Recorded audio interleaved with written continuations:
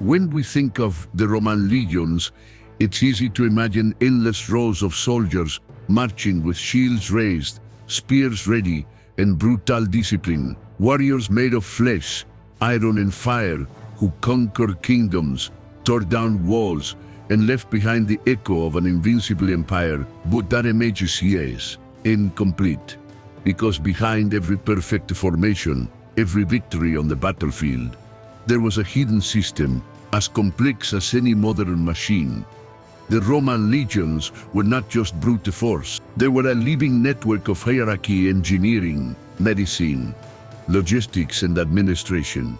There were scribes who didn't wield the swords but handled budgets, veterinarians who cared for pack mules, builders who erected bridges before an invasion began, and the spies, cooks, musicians, blacksmiths, nurses, all soldiers, all part of the machinery. Today, we're going to dismantle this great machine.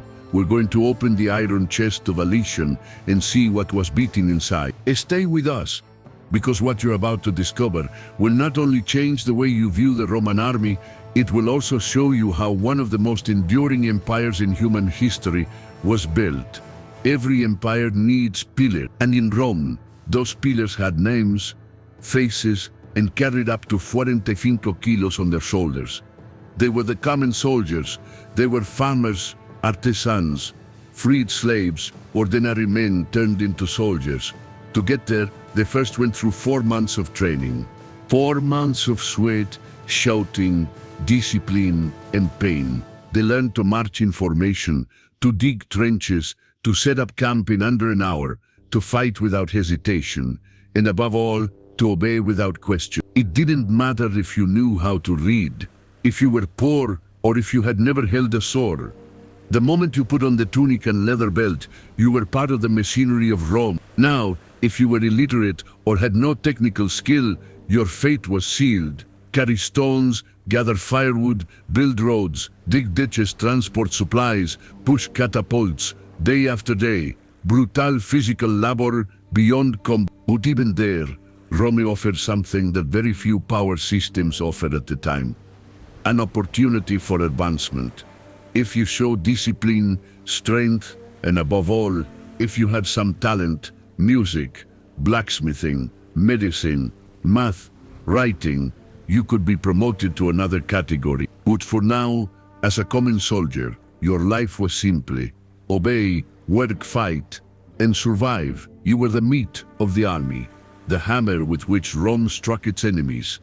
And although few remembered your name, without you, there was no legion that could march. Not all Roman soldiers were thrown into the front line of combat. Within every legion, there was a distinct, silent, but absolutely vital caste. They were called immunes. Why that name? Because they were exempt from the hardest physical tasks, digging, carrying, but not because of weakness, but because of specialized skills. An immune could be many things: a doctor who stitched wounds in the middle of chaos, an architect who designed bridges over impossible rivers, a blacksmith who repaired armor at night before a battle, or even a cornicen, the musician in charge of transmitting orders with his horn. Some had brought these skills from home, others acquired them within the army, demonstrating talent and learning from a master.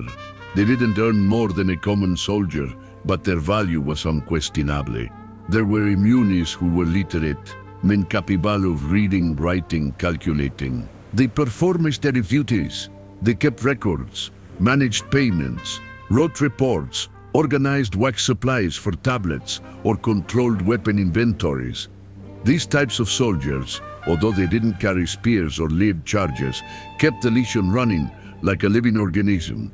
They were the Roman equivalent of military doctors, combat engineers, logistics operators, accountants, mechanics, and technicians, all dressed in leather, ready to fight if necessary.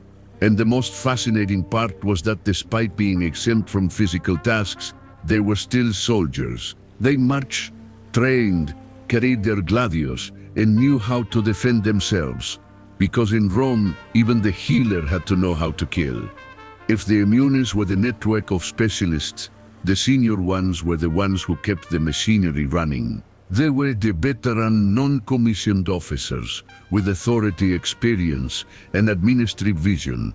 Within this category, Rome distinguished between two types: the sesquiplicari, who earned 1.5 times the salary, and the duplicari, who earned double what a common soldier made. Their pay reflected their weight in the legion. These men not only knew how to fight, they knew how to organize, maintain order, delegate tasks, and control resources. For example, the optio was second in command in a century. He assisted the centurion, enforced discipline, and took the place of the commander. If he fell in battle, he was like a lieutenant, but with more years on the field than at a desk. The tesararius was responsible for the camp's security. El eteguar organized the night shifts and guarded the teserae, the tablets with the day's passwords. With the enemy, he could infiltrate without difficulty. Then there was the sinifer, the standard-bearer of the century. He not only guided the unit in battle, but also managed the soldiers' personal finances. He kept each soldier's savings, debt records, and service rewards. He was an officer, and also the troops' banker. Above them, the most iconic was the achillifer, the bearer of the legion's eagle. He was a sacred figure, a symbol of honor. If the eagle fell, the legion fell with it.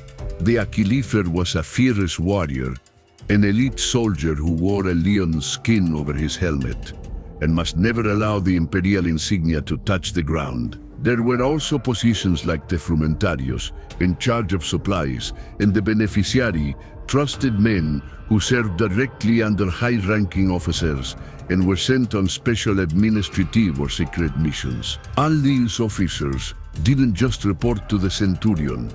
They were his right hand, his support system, his special operations team. Without them, the century would be paralyzed. With them, Rome could march forward without pause. If the legion was a body, then the centurion was its heart. Not the brain that was the legacy, nor the muscle that was the common soldier. The centurion was the one who kept everything beating with rhythm, authority, and respect. Nominally, a centurion commanded a century, about 800 men during the High Empire, but his role went far beyond combat. He was a teacher, a judge, an administrator, a trainer, and a father figure. He decided punishments, distributed tasks, controlled supplies, resolved internal disputes, and of course, was the first on the battlefield. In combat, he didn't lead from a hill. He went to the front, to the left of his formation, sword in hand, shouting orders while his transverse cresta, that horizontal crest on his helmet, made him a visible target for everyone, especially the enemy. His armor was distinct.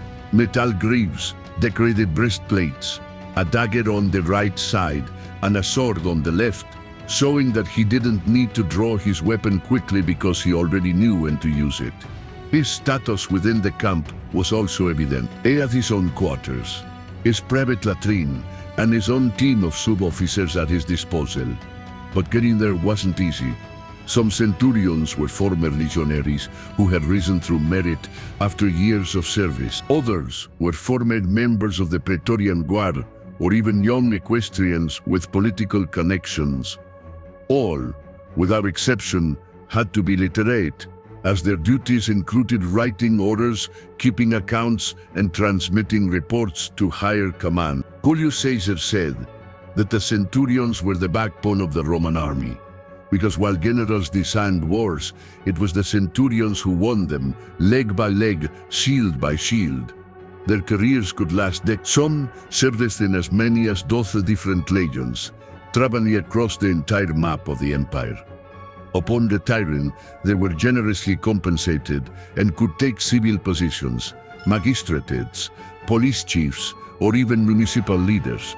The centurion was not just a commander, he was the living example of Roman discipline. And that's why, when he fell, his troops didn't retreat, they became even more dangerous. Above the centurion, decisions stopped being shouted in the field and began to be written on wax. tablets sealed with golden rings and carried with the weight of Roman politics. We're talking about the tactical elite of each legion, 3 men who not only commanded troops, but also represented the face of the empire at the farthest frontier, the legacy, the supreme commander. The legacy was the total commander of the legion. He wasn't a professional soldier, but a young member of the senatorial aristocracy, about 20 years old, with a rising political career. Appointed directly by the emperor, his command usually lasted from 2 to 4 years, and it combined military power with diplomatic and administrative duties. He wore a scarlet mantle, a finely decorated helmet, and ceremonial armor. In battle, he rarely entered the fray. His duty was to think, negotiate, and command. But when he appeared at the front, his presence instilled respect or fear. The tribune Laticlavius, the heir to the Senate, immediately below was the tribune of Laticlavius, Tribunus Laticlavius, a young nobleman on his way to the Senate. His name comes from the wide purple stripe, Laticlavi on his tunic, symbolizing his senatorial class. He was second in command and was preparing to replace or assist the legacy. He had the authority to command battalions, carry out embassies, and punish offenders. His attire was refined: white mantle, decorated armor, ceremonial helmet. He was a politician in training, but also an active soldier, the Praefectus Castorum, the true veteran. Finally, the most experienced of the trio, the Praefectus Castorum, prefect to the camp. Unlike the others, he wasn't an aristocrat, but a former veteran, Centurion, promoted through merit. His job, to organize all the military infrastructure of the legion. From building the camp to coordinating the supply of water, food, materials, and training. When the legacy was absent, the prefect took total control. He was feared, respected, and often more effective than the nobles. Because of his real-world experience, his figure embodied the maximum operational efficiency of the Roman army. These 3 men, legacy, tribune, and prefect, formed the command trinity of a legion. Each one represented a face of Roman power, nobility, preparation, and experience. Not all battles were won with swords. Some were decided in the shadows, with information whispered in dark corridors or intercepted on dusty roads. And for that, Rome had its hidden eyes and ears within the legion. We are talking about the speculatores and the frumentari. They didn't wear shiny armor or command troops, but their presence could determine success or disaster. Speculatores, the scouts of the frontier. Their name comes from the verb speculare, to observe. These specialized soldiers were scouts, escorts, messengers, and undercover agents. They watched, tracked enemy movements, infiltrated enemy camps. They could blend in with merchants, allied tribes, or even prisoners. They also escorted high-ranking officials and carried confidential messages from the legate or the emperor. They were the field agents of the Roman army. Frumentari, from Lostictis to secret police. Originally, the frumentari were responsible for supplying grain frumentum to the troops. But over time, their role changed and darkened. Under the empire, they began to act as informants and counterintelligence agents. They supervised regions, infiltrated rebel groups, and carried reports directly to Rome. They became something like a military secret police, so feared for their surveillance that in later periods they were replaced by another force, the agents in rebus. Both bodies, speculatores and frumentari, forming the invisible Nord of the legion. Without them, the army could be ambushed. With them, Rome was always one step ahead, on the fringes of the map and in the shadows of power. These soldiers without visible rank protected the empire's security from the silence. Rome was a perfectly hierarchical machine, but not all promotions were decided with medals or speeches. Some promotions were earned through sweat, others through favors, and some simply by luck. The theory was clear. A legionary could rise through merit if they demonstrated discipline, courage, talent, or exceptional skills. They would then become eneminees, then principales, and after years, maybe an optio or even a centurion.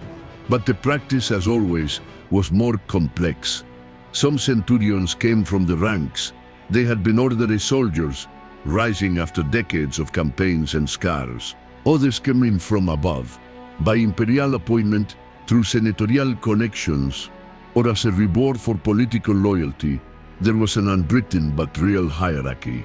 Some positions, like optio ad spem, ordinis, were reserved for those already destined to become centurions. That is to say, it was known who would rise before it actually happened.